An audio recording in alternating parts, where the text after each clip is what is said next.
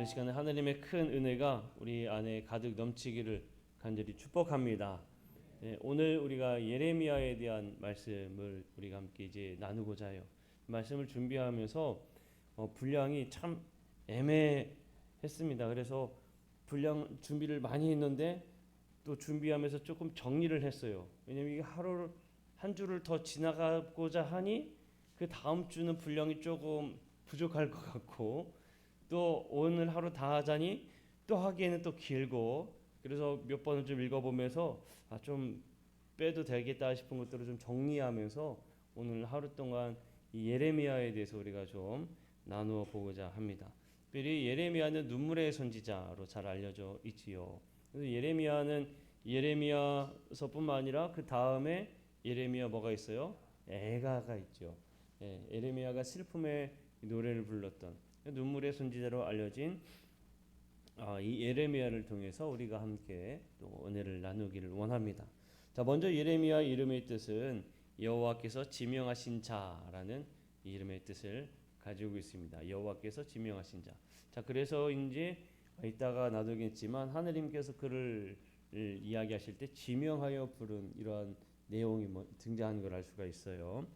중요한 성경 구절을 보게 되면 예레미야 1장 14절에서 20절, 예레미야 1장 1절, 그리고 14에서 20장, 26에서 45장, 그리고 마태복음, 또 히브리서 등등의 제 말씀들이 있는 것을 우리가 볼 수가 있습니다. 자, 가족 배경을 보면 예레미야는 아나도 지방에서 힐기야의 수생으로 태어났어요. 이 힐기야는 다른 역대상에 나오는 이 살룸의 아들하고는 좀 다른 사람입니다. 자, 그런데 이 아나도스는 어디냐? 예루살렘에서 4km 정도 북쪽에 떨어진 곳인데 아주 작은 마을입니다. 그러니까 뭐 시골이라고 이야기할 수가 있을 것 같아요. 아주 작은 마을에서 태어난 사람인데 어느 가문의 사람이냐? 제사장 가문의 사람이에요. 제사장 가문의 아들로 태어났습니다. 자, 그러니까 예레미야가 성장하면서 제사장 가문의 아들로 태어나다 보니 무엇을 많이 보았겠어요? 제사장의 역할들이나 뭐 하나님의 말씀도 더 가까이 있었고 이러한 삶을 살았겠죠. 그러니까 갑자기 뜬금없이 하나님의 말씀을 받고 선지자로 나타났다기보다는 그의 성장 과정 가운데에 하나님의 말씀이 늘 함께했고 하나님의 역할들을 하는 그 일들과 늘 가까이 했던 사람이 이 예레미야였습니다. 그 예레미야는 선지자 중에 나훔 그리고 스바냐 살던 시대에 같이 활동했던 선지자가 예레미야예요. 자, 그의 사역은 오늘 말씀에도 이야기하지만 요시야의 치세 13년에서부터 시작됩니다. 그리고 이때가 언제냐면 우리가 지난 시간에 함께 나눴던 이사야가 죽은 지 60년이 되는 해이기도 합니다. 그리고 요시야가 죽은 후에 남유다 왕국은 바벨론의 포로가 돼요. 북이스라엘은 아수르에 의해서 멸망하게 되었잖아요. 남유다는 아수르가 아니라 바벨론에 의해서 멸망하게 됩니다. 침공을 받았죠. 예레미야는 이 애굽에 들어갈 때까지 계속적으로 남아요. 그리고 바벨론의 침공이 있고 포로로 사람들을 끌고 갔을 때에 예레미야는 그 가운데서도 계속 예루살렘에 남아서 사람들을 계속 하나님의 말씀을 전하고 설득했던 사람입니다. 자, 그런데 이 예레미야가 증거했던 내용이 우리가 이제 함께 나누겠지만 이제 그냥 한마디로 요약해서 이야기를 하면 하나님께서 우리를 심판하시기로 결정하셨습니다. 바벨론에 의해서 우리는 멸망할 겁니다. 바벨론에 그러니까 항복하고 하나님께서 그 가운데에서 우리를 남은 자로서 잘 기거하여서 준비토록 하셨습니다. 이제 이 이야기를 전하거든요. 그런데 이 바벨론에 의해서 멸망하니까 바벨론에 의해 친바벨론 세력이 아니라 반바벨론 세력이 있지요. 바벨론에 대해서 상당히 악감정을 가진 사람들이 있었어요. 근데 그 사람들이 활동할 때에도 이 예레미야가 안 됩니다. 우리는 하나님께서 이미 이렇게 심판하셨고 우리는 다른 곳으로 가봐야 결국에 그들도 다 멸망할 겁니다라는 것을 계속 전했단 말이죠. 그런데 바벨론에 의해 이제 멸망할 때에 이 반 바벨론에 있던 사람들이 바벨론에 대항하기 위해서 어떤 나라를 또 픽해서 대항하고자 생각했냐면 후사를 도모하자 하고 도망간 곳이 어디냐면 애굽이라는 곳이었어요. 애굽으로 갈 때에 이 예레미야가 계속적으로 말렸겠죠. 안 된다고, 가지 말라고, 여기에서 그 기도하면서 하나님의 뜻을 기다리면 된다고 이야기를 했지만 사람들은 이 예레미야를, 너무 안타까운 건 이 예레미야를 애굽으로까지 데리고 갔습니다. 애굽에 가서도 예레미야는 계속적으로 하나님의 말씀으로 계속 설득하다가 그곳에서 생을 마감해요. 그럼 참 안타까운 인생을 산 선지자구나라는 걸 우리가 생각할 수가 있죠. 이 예레미야는 그 민족을 참 많이 사랑했습니다. 물론 이들에게 이스라엘 백성 유대 민족들에게 전했던 이 말씀은 하나님이 사랑하고 이러한 말씀이 아니라 심판의 말씀이었어요. 그러니까 유대 민족들이 듣기에는 쟤는 우리를 참 미워한다라고 생각했을지 모르겠어요. 그러나 예레미야는 정말 유대 민족들을, 자기 민족을 참 사랑했던 사람이었습니다. 그게 예레미야였어요. 자, 그러면 구약 성경에서 예레미야에 관해서 어떻게 말하고 있는가를 우리가 함께 보기를 원합니다. 첫 번째로 선지자로서의 그의 소명을 먼저 봅니다. 선지자로서의 그의 소명. 자, 하느님의 말씀이 예레미야의 귀에 크게 임하게 됩니다. 그에게 하신 말씀이 예레미야 1장 5절 말씀인데 여기 한번 읽어볼게요. 시작. 내가 너를 모태에 짓기 전에 너를 알았고 내가 배에서 나오기 전에 너를 성별하였고 너를 여러 나라의 선지자로 세워놓으라 하시기로. 아멘. 자, 아까 전에 예레미야의 이름의 뜻이 여호와께서 지명하신 자라는 뜻이었잖아요. 하나님께서 예레미야에게 임하여서 말씀하실 때에 지금 어떤 말씀입니까? 예레미야를 딱 지명한 그 말씀을 하고 있는 것을 볼 수가 있습니다. 그리고 이 하나님의 이 소명을 가만 보면 뭐냐면 한마디로 얘기하면 예레미야야, 오래전부터 이미 너는 택해져 있던 거야. 너 아니면 안 돼. 바로 너야. 내가 너를 세우기로 결심했어 라고 말씀하고 있는 것을 우리가 알 수가 있죠. 하나님께서 예레미야를 정확하게 세워놓으라고 말씀하고 있는 것을 우리가 볼 수가 있습니다. 자, 그러면 이에 대해서 하나님의 응답을 이렇게 들었잖아요. 내가 너를 여러 나라의 선지자로 세우기로 결심했다. 너는 가서 증거해야 된다라고 들었을 때 예레미야의 하나님의 부르심에 대한 예레미야의 응답입니다. 하나님의 부르심에 대한 예레미야 응답. 예레미야 1장 6절 말씀 보게 되면 1장 한번 읽어볼게요. 시작. 내가 이르되 슬프도소이다. 주 여호와여 보소서 나는 아이라 말할 줄을 알지 못하나이다 하니. 아멘. 자, 여기 예레미야가 지금 뭐라고 이야기합니까? 나는 아이라 이야기하고 있어요. 나는 아이라.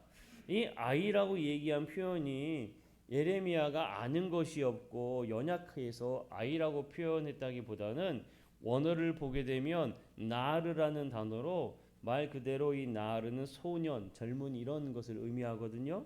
그러니까 예레미야가 나는 아이입니다라고 말한 것은 정말 이 예레미야는 나는 어린 사람입니다라고 말하는 거예요.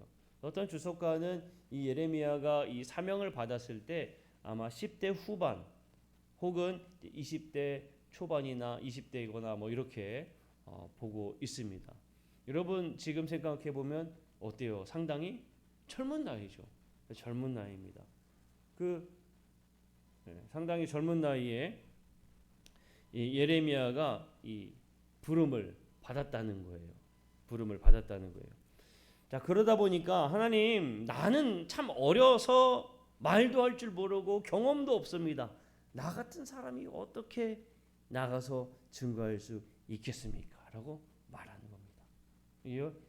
그 예레미야는 정말 어린 아이로 고백하고 있는 거죠. 자, 여기에 대해서 하나님께서 뭐라고 말씀하시냐면 1장 7절 말씀에 보게 되면, 자, 읽어볼게요. 시작. 여호와께서 내게 이르시되 너는 아이라 말하지 말고 내가 너를 누구에게 보내든지 너는 가며 내가 네게 무엇을 명령하든지 너는 말할지니라. 아멘. 하나님께서 예레미야에게 야, 너 아이라고 말하지 마. 내가 너와 함께 할 거야. 너는 어디를 가든지 내가 너에게 알려준 그 말을 전하기만 하면 돼 라고 말하고 있는 걸 보게 돼요.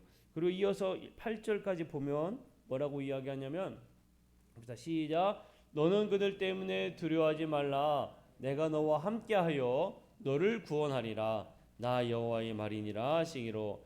하나님께서 예레미야에게 어떻게 이야기하시는 것 같아요? 걱정하지 마, 염려하지 마. 내가 너를 지켜줄 거야 라고 말씀하고 있는 것을 볼 수가 있지요. 여러분, 하나님께서 내가 너를 지명했으니까 너는 가서 전해야 돼 라고 이야기한 또 다른 한 사람을 여러분이 한번 생각해 봅시다. 조금 지금 하나님께서 그 대답에 대한 이 반응이 좀 달라요. 자, 먼저 예레미야와 같이 난 갈 수 없습니다 라고 똑같이 말했던 한 사람이 있습니다. 우리가 대표적으로 한 사람, 누가 있을까요? 모세가 있죠. 모세가 하나님을 만났을 때에 똑같이 이야기하셨잖아요. 너를 택해서 너를 보내겠다 했을 때 모세도 나는 못 갑니다. 내가 뭔데 내가 어떻게 갑니까? 라고 이야기를 했었어요. 어떻게 보면 이 예레미야와 같은 모습으로 반응을 한 거죠. 어쩌면 우리도 그런 반응을 보이지 않습니까? 어떠한 말씀이 있을 때 아니 하나님, 나 같은 존재가 뭐라고, 그렇죠? 내가 뭐라고 나를 이렇게 쓰십니까? 이러한 고백들을 합니다. 그런데 재미있는 거는 모세도 같이 저 못 갑니다. 예레미야도 아유 하나님, 난 이렇게 아이로 아무것도 없습니다라는 반응을 똑같이 보였는데 하나님은 좀 다른 모습을 보입니다. 모세에게는 어떻게 반응하셨냐면 노하셨다라고 표현이 되어 있어요. 모세에게는 노하셨다라고 표현되어 있어요. 근데 예레미야에게는 지금 말씀하는 것을 보게 되면 하나님이 예레미야에게 어떤 화를 내거나 이러한 재촉하거나 이런 모습이 보입니까? 아니, 그런 모습은 없어요. 말 그대로 예레미야가 어린 소년이었기 때문에 하나님은 오히려 예레미야를 다독이면서 내가 너와 함께 할게. 내가 너를 지켜줄 테니까 걱정하지 말고 가서 전해. 이렇게 말씀하고 있는 것을 볼 수가 있죠. 그러니까 예레미야를 향한 하나님의 인자함을 우리는 여기서 발견하고 또 볼 수가 있습니다. 그러니까 하나님의 이 인자함을 가지고 예레미야가 사역을 해요. 자, 세 번째로 여호와께로부터 온 그의 사역을 보게 되면 하나님께서 예레미야에게 어떠한 말들을 해야 할지를 직접 알려주신다고 말씀합니다. 그래서 1장 9절의 내용을 보면 그분은 손을 내밀어서 예레미야의 입에 대시며 말씀하신다는 것을 말하고 있어요.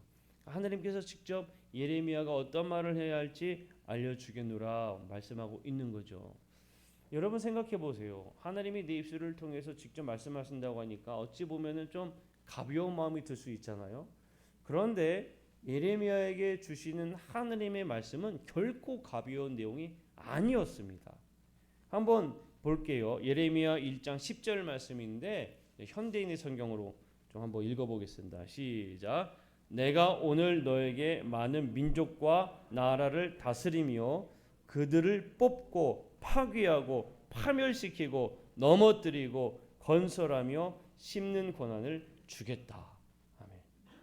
여러분 아까 예레미야가 나는 아이라라고 얘기했던 사람이라고 말씀드렸죠. 그런데 지금 그에게 주는 사명이 뭐예요? 그들을 뽑고 파괴하고 파멸시키고 넘어뜨리고 건설하며 심는 권한. 상당히 뭔가 거대한 이 사명이 예레미야에게 임한 것을 우리가 볼 수가 있습니다. 예레미야가 전할 사명은 상당히 무거운 사명이었어요. 왜냐하면 예레미야가 이스라엘 백성들에게 유다 민족들에게 전해야 될 사명들은 결국에는 하나님의 심판에 대한 말씀이었거든요. 그러니까 그 심판에 대한 말씀을 전하는 게 젊은 나이에 그게 쉬웠겠습니까? 그게 그에게 있어서 가벼운 일이었겠습니까? 상당히 무겁고 힘든 일이었죠. 바로 예레미야가 하나님께로 받은 사명이 참 큰 사명이었구나라는 걸 알 수가 있어요. 자, 그렇기 때문에 네 번째로 예레미야 설교에 대한 반발을 우리가 봐요. 예레미야가 우리 하나님의 심판을 받을 겁니다. 우리가 바벨론에 의해서 멸망할 겁니다라는 걸 이제 계속 증거할 때에 이거를 듣기 싫어했던 사람들이 있었겠죠. 달갑지 않은 사람도 있었어요. 심지어는 헛된 잘못된 이러한 이 예언을 하는 사람들도 있었습니다. 그런 잘못된 예언을 한 선지자들이죠. 하나님께서 우리를 회복시키실 거다. 멸망시키지 않는다. 바벨론의 손에서 구원하실 것이다. 이러한 이야기를 한 사람도 있어요. 자, 여러분 유대인들의 입장에서 볼 때에 어떤 게 더 하나님의 말씀에 맞을 것만 같아 보입니까? 하나님께서 회복시켜 주겠다라는 말씀일까요? 야, 하나님께서 우리 심판해서 바벨론을 멸망시키실 거야 라고 하는 이야기일까요? 유대인들 입장에서는 회복시키시는 하나님, 그들은 그렇게 믿고 싶었죠. 그리고 그렇게 믿어왔잖아요. 그러니까 저 예레미야는 쉽게 이야기하면은 한마디로 얘기하면 죽일 놈이에요. 죽일 놈. 저 죽일 놈. 바벨론에 의해서 멸망한다고 계속 외치고 다니니까 죽일 놈이 되는 거예요. 거기에 대한 반발심이 상당히 강했어요. 자, 그럼 한번 볼게요. 예레미야 18장 18절인데 세번역 성경으로 가져왔습니다. 한번 읽어보겠습니다. 시작. 백성이 나를 두고 이르기를 이제 예레미야를 죽일 계획을 세우자. 이 사람이 없어도 우리에게는 율법을 가르쳐줄 제사장이 있고 지혜를 가르쳐줄 현자가 있으며 말씀을 전하여줄 예언자가 있다. 그러니 어서 우리의 혀로 그를 헛들자. 그가 하는 모든 말을 무시하여 버리자 합니다. 뭐라고 얘기하고 있다고요? 나 예레미야를 죽일 계획을 세우고 제 없애도 충분히 많은 선지자가 있다 이거예요. 저 예레미야가 없어도 하느님의 말씀을 가르칠 사람이 있다 이겁니다. 그러니까 저 예레미야를 없애버리자라고 사람들이 들고 일어나는 거예요. 예레미야가 우린 결국에 바벨론에 멸망할 겁니다. 그러니 항복해야 합니다. 회개합니다도 아니에요. 이미 회개는 지났어요. 늦었어요. 회개해야 된다는 이야기도 아니고 항복해야 된다예요. 항복해야 된다. 여러분 조금 더 우리가 우리의 상황에 맞춰 한번 생각을 해볼게요. 얼마 전부터 이제 그 뮤지컬의 영웅이라는 뮤지컬이 또 하더라고요. 다음 주부터인가요? 아무튼 뮤지컬 영웅이 이제 안중근 의사에 대한 내용이거든요. 제 내용을 이제 보는데, 자 여러분 한 사람이 이야기를 합니다. 예를 들어서 저는 예레미야 같은 사람이 아닌데 그냥 예를 드는 거예요. 예입니다. 제가 여러분 하나님이 우리를 심판하시기로 작정하셨습니다. 우리는 저 일본에 항복해야 합니다. 항복해야 합니다, 여러분. 일본에 반대해서는 안 됩니다. 여러분 이렇게 제가 만약에 주장하고 나선다고 해 보십시오. 조금 더 다른 이야기를 여러분 하나님이 저 북한을 통해서 우리를 멸망시키시기로 심판하시기로 작정하셨습니다. 우리는 북한에 항복해야 합니다. 뭐 이렇게 여러분 제가 주장한다고 해보십시오. 저는 어떻게 되는 거예요? 천하의 죽일 놈이 되는 거죠. 천하의 죽일 놈이 되는 거예요. 지금 예레미야는 그런 겁니다. 예레미야는 그들의 원수들에게 항복해야 된다. 하나님이 이미 우리를 심판하시기로 작정하셨다라고 이야기를 하니까 예레미야는 천하의 죽일 놈이 되는 거예요.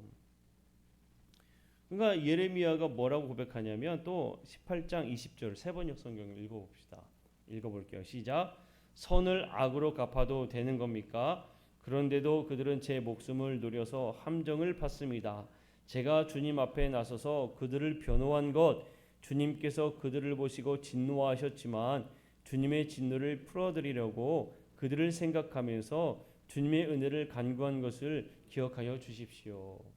선을 악으로 갚아도 되는 것입니다. 이게 무슨 얘기냐면 이 예레미야가 하나님의 말씀을 전했어요. 전했는데 그걸 악하게 받아들이면서 자기를 죽이려고 하니까 아니 어떻게 선을 악으로 갚아도 되겠느냐라고 이야기하는 거죠. 예레미야 참 안타깝지요. 예레미야 얼마나 이 순환을 당한 사람인지 모릅니다. 뿐만 아니에요. 예레미야 20장 10절에서 6절에 보면은 예레미야가 얼마나 참 그 순환을 당하는지 예레미야 20장 1절에서 6절까지 이 내용들이 나타나는데 하나만 한번 보겠습니다. 예레미야 20장 2절 말씀 읽어볼게요. 시작. 바술이 선지자 예레미야를 때리고 여호와의 성전에 있는 베냐민 문 위층의 목에 씌우는 나무 고랑으로 채워 두었더니 뭐라고 얘기하고 있어요? 예레미야를 때리고 나무 고랑은 뭐예요? 쉽게 얘기하면 이렇게 딱 차고 이렇게 채워가지고 체포한 사람처럼 범죄인 사람처럼 그렇게 이제 이야기를 하는 겁니다. 그 예레미야는 하나님의 말씀을 그대로 전했는데 그것이 이스라엘 백성들에게는 가히 좋은 이야기는 아니었어요. 그렇기 때문에 사람들의 온갖 욕은 다 들어먹는 거죠. 상당히 많은 비난을 받는 거예요. 비난뿐만 아니라 매질도 당하고 갇혀 있고 이러한 수모를 당합니다. 예레미야는 유다의 지도자들, 종교 지도자들 위해 하느님의 심판이 있을 것이라 그럼에도 불구하고 담대히 전하게 돼요. 예레미야 20장 4절 말씀 한번 볼게요. 자, 바솔이 아까 막 때리고 이렇게 얘기했잖아요. 봅시다. 읽어볼게요. 시작. 당신을 두고 주님께서 나에게 이렇게 말씀하셨소. 내가 너를 너와 네 모든 친구에게 두려움이 되게 할 것이니 너는 네 친구들이 원수의 칼에 찔려 쓰러지는 것을 네 눈으로 직접 볼 것이다.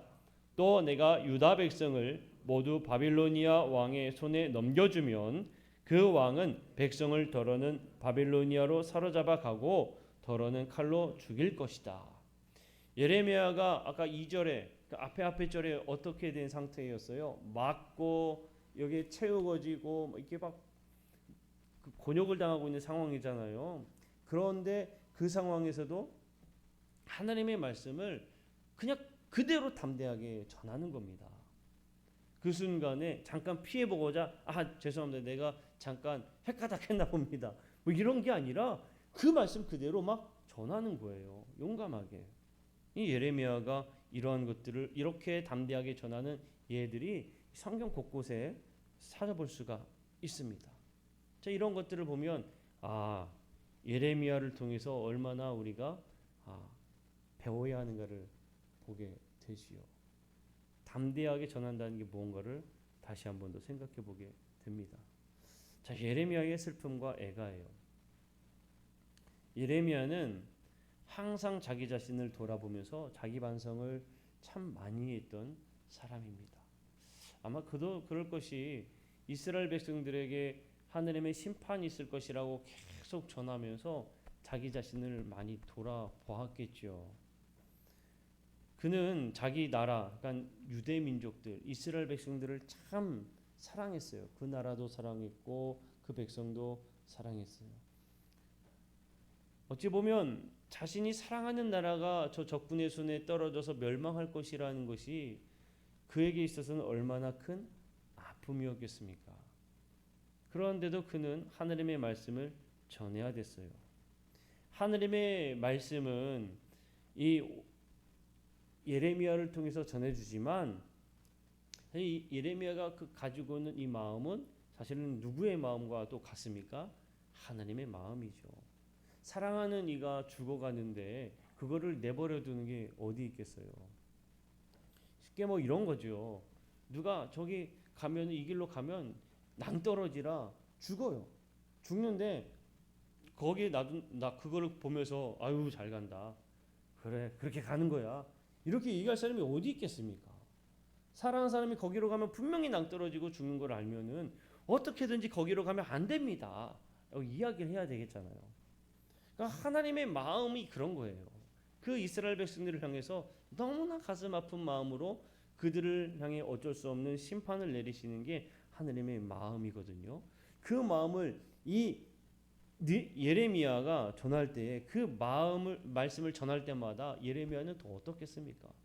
전해서 딱 들으면 좋은데 듣지도 않아요. 그거를 모른 척해요.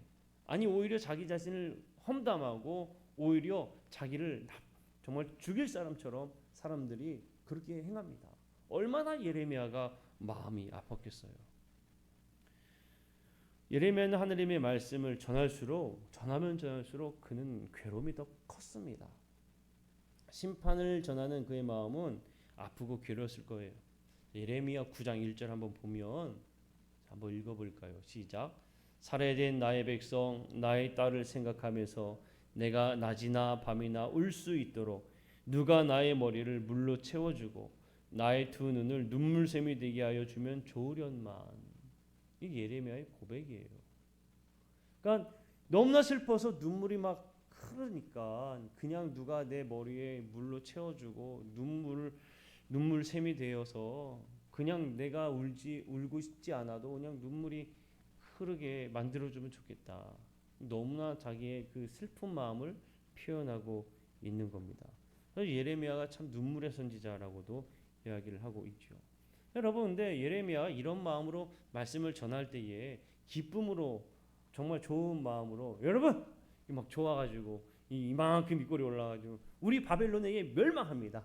아싸. 멸망해요 이제. 이렇게 누가 이런 마음 이렇게 예레미야가 전하고 싶었겠습니까? 아니죠. 예레미야 상당히 괴로웠어요. 예레미야 20장 9절 한번 볼게요. 예레미야 20장 9절.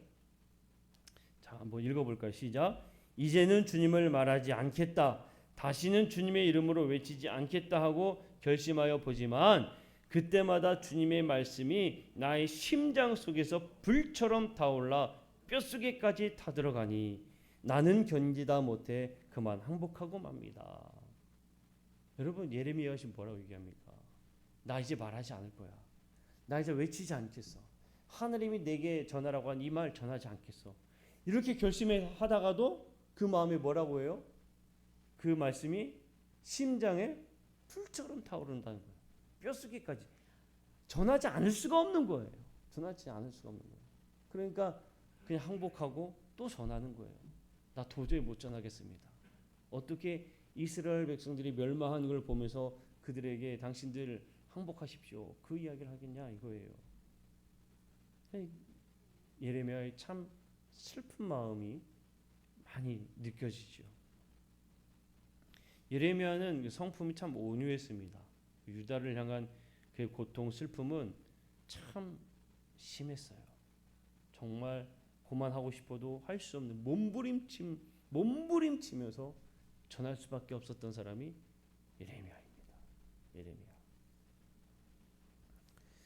예레미야는 그 환란의 시대와 하나님의 진노하심으로 인해서 결혼하는 것도 허용하지 않았습니다.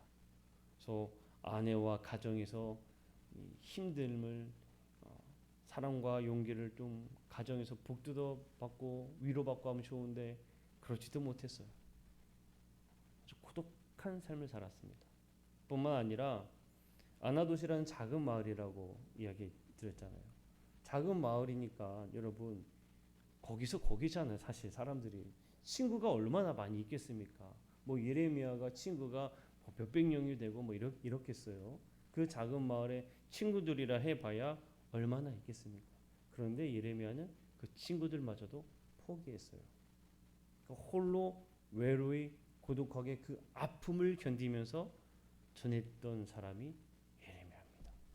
그래서 예레미야가 눈물의 선지자이기도 하지만 사랑을 가진 용기 있는 하나님의 사람이기도 했어요. 어쩌면 예레미야에 사랑하는 사람이 있었으면 그 사랑하는 사람들이 그 예레미야에 전하는 복음 때문에 더 힘들었을지도 모릅니다. 어쩌면 가족이 있었다고 한번 생각을 해보세요. 당신은 왜 그 이야기를 꼭 전해야 되겠느냐고 그런 이야기를 하지 않았을까요? 가족이 더 그 왜 꼭 안 하면 안 되냐고 그런 이야기를 하지 않았을까요? 가족도 힘들었겠죠. 그 곁에 있는 친구들도 힘들었겠죠. 그러니까 예레미야는 다 포기하고 홀로 그렇게 말씀을 전하며 살았던 사람이에요. 자, 그런데 여섯 번째로 예레미야가 그냥 다 심판의 말만 전한 게 아니에요. 소망의 메시지도 있었습니다. 아까 전에 예레미야 1장 10절 말씀인데 한 번 더 보게 되면 그 뭐라고 이야기했는가 하면 아까 내가 그것을 뽑고 파괴하며 파멸하고 넘어뜨리며 또 뭐라고 했냐면 건설하고 심게 하였다라고 이야기해요. 건설하고 심게 하였다. 그러니까 예레미야가 그것을 그냥 무너뜨리는 사명만 있는 게 아니라 다시 회복해야 될 하느님의 은혜의 말씀을 소망의 말씀을 전합니다. 그 소망의 메시지 중 하나가 예레미야 18장 1절에서 10절에 토기장이의 이제 질그릇에 대한 비유가 거기에 나타나요. 토기장이와 질그릇에 대한 비유. 예레미야 18장 6절 말씀에 하나 그냥 제가 읽을게요. 여호와의 말씀이니라 이스라엘 족속아 이 토기장이가 하는 것 같이 내가 능히 너희에게 행하지 못하겠느냐. 이스라엘 족속아 진흙이 토기장의 손에 있음 같이 너희가 내 손에 있느니라. 무슨 얘기냐면 내가 다시 만들고 빚겠다라는 말씀을 하고 있는 거죠. 자, 이 예레미야가 이 하나님께서 다시 세우실 것입니다. 거기에 대한 소망의 행위로 새 언약에 대한 행위로 무엇을 하냐면 예레미야는 자기 고향에 있는 작은 밭을 사요. 작은 밭을 사요. 자, 바벨론에 의해서 멸망하게 되면 그 땅이 누구네 땅이 될까요? 바벨론의 땅이 되죠. 그럼 내가 지금 바벨론의 땅이 될 걸 내가 사도 그게 의미가 있겠어요? 없겠어요? 의미가 없어요. 그런데 예레미야는 그 밭을 사는 거예요. 왜냐하면 하나님이 다시 회복시키실 것이다. 거기에 대한 확신을 가지고 그를 사는 행위를 하는 겁니다. 그리고 보여주는 거예요. 여러분, 하나님께서 우리를 이렇게 다시 회복시키실 겁니다. 그러니 하나님의 말씀에 순종하십시오. 그 말씀을 전한 사람이 예레미야입니다. 신약 성경에서 예레미야에 관해서 뭐라고 말하는가 하면 먼저는 엘리야, 세례 요한, 예수님과 같이 영적인 능력을 소유한 사람이라고 언급하고 있습니다. 마태복음 16장 13절 14절에 보게 되면 예수님께서 제자들에게 물어요. 사람들이 날 누구라 하느냐라고 이야기할 때에 더러는 세례 요한, 엘리야 또 누구라고 얘기해요? 어떤 사람은 예레미야, 나 선지자라고 얘기한다고 해요. 그러니까 예레미야가 상당히 영적인 존재로 기억되고 있구나라는 걸 알 수가 있지요. 그리고 이 신약 성경에서는 예레미야를 예레미 혹은 예레미야스 이렇게 또 불리고 있습니다. 그리고 예레미야에게 주어진 그 언약, 그 다시 회복되는 언약, 이 말씀이 히브리서에 다시 한 번 더 등장하고 있어요. 이 새 언약이 누구에 의해서 완전히 이루어졌느냐? 그리스도의 구속적 사역으로 이루어졌다라고 말하고 있는 겁니다. 완전한 회복은 결국엔 예수 그리스도를 통하여서 이제 온전한 하느님의 백성으로 다시 새 언약을 우리에게 주었다라는 것을 말해주고 있어요. 자, 사랑하는 성도 여러분, 많이 이제 줄여가지고 예레미야에 대해서 나눴습니다. 예레미야를 여러분 가만 보면 어떤 사람 같습니까? 지금 참 마음이 아픈 사람이에요. 어떻게 저런 마음으로 전할 수 있을까? 더욱이 우리가 처음에 언급했듯이 예레미야가 아주 나이가 많은 지긋이 나이가 많은 이런 사람도 아니고 참 젊은 사람으로서 어떻게 보면 젊은 그의 나이 때문에 사람들이 더 예레미야를 무시했는지도 모릅니다. 저 젊은이가 뭘 한다고 지금 저렇게 떠들어대나 이렇게 생각했는지도 몰라요. 좋아요. 어쨌든 그 모든 수모를 다 겪어서라도 그 말씀을 전한 사람이 예레미야구나. 여러분, 우리는 이 예레미야에 대해서 예레미야 이 모습을 우리가 기억해야 될 줄로 믿습니다. 사랑하는 성도 여러분, 이 예레미야의 모습을 형준이가 늘 그랬어요. 이제 얼마 전에 어제 지방의 목사님이 입원을 하셔가지고 수술하셔서 병문안도 갔다가 통영에 병문안 갔다가 또 감리사님 교회 하늘소망 교회를 잠깐 갔어요. 다른 목사님하고 같이. 근데 거기에서 다시 한 번 더 제가 마음에 깨달은 것 중에 하나 뭐냐면 전도였습니다. 전도. 늘 계속 고민하면서 기도했던 제목 중에 하나가 어떻게 복음을 전하면 될까? 우리 마을에 어떻게 복음을 전해야 될까? 어떻게 전도를 할까? 라는 고민을 하고 있었는데 그곳에 가서 도전을 받았어요. 매일같이 전도지 300장씩 뽑으시더라고요. 직접 만들어서. 감사님은 이 방송에 나가는데 안 되는데. 감사님은 이 성격이 아주 칼 같으시더라고요. 우리 주보 접을 때 3장, 4장 한 번 이렇게 접잖아요. 근데 그런 것처럼 접는 게 아니고 하나하나 접어. 하나라도 흐트러짐이 있으면 안 돼. 이 감사님 참 칼 같으시더라고요. 그렇게 마음을 다해서 쏟아서 하시더라고요.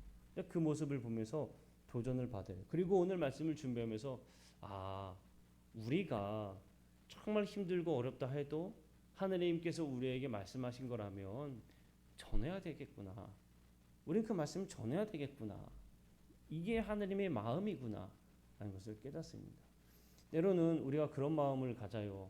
누군가는 저도 이제 그런 얘기를 들어봤지만 한 집에 두 신을 섬길 수 없느라고, 조상신과 그 예수신을 섬길 수 없느라, 이런 얘기도 듣거든요.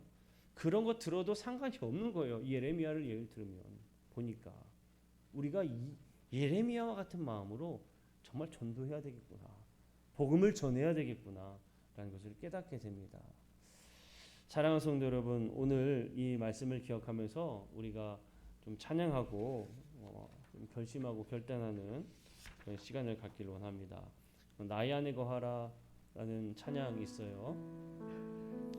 나의 안에 거하라 라는 찬양. 하나님께서 우리에게도 마찬가지로 두려워하지 말라, 내가 널 지켜줄게, 내가 널 도와줄게, 내가 너를 지명하여 불렀나니 넌 내 거야 라고 말씀하십니다. 그리고 우리에게 주신 말씀이 있다면 우리는 담대히 그 말씀을, 그 하느님이 주시는 그 복음을 증거하는 삶을 살아야 할 줄로 믿습니다. 여러분, 정말 열심히 우리가 마음을 다해서 예레미야와 같은 삶을 살기를 원합니다. 하나님께서 우리를 통하여서 귀하게 역사하실 줄로 믿습니다. 우리 나의 안에 거하라 함께 찬양하고 우리 믿음으로 결심하는, 또 결단하는 기도와 함께 마치도록 하겠습니다. 나의 안에 거하라, 나는 내 하나님이니 모든 환난 가운데 너를 지키는 자라. 두려워하지 말라, 내가 널 도와주리니 놀라지 말라, 내 손 잡아주리라. 다시 한번 더 고백합니다. 나의 안에 거하라, 나의 안에 거하라, 나는 내 하나님이니 모든 환난 가운데 너를 지키는 자라. 두려워하지 말라, 내가 널 도와주리니 놀라지 말라, 내 손 잡아주리라. 내가 너를 지명하여 불렀나니 너는 내 것이라, 내 것이라. 너의 하나님이라. 내가 너를 보배롭고 존귀하게 여기노라. 너를 사랑하는 내 여호와라. 내가 너를 지명하여 불렀나니 너는 내 것이라, 내 것이라. 너의 하나님이라.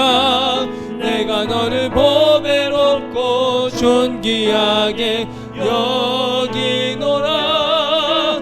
너를 사랑하는 내 여호와라.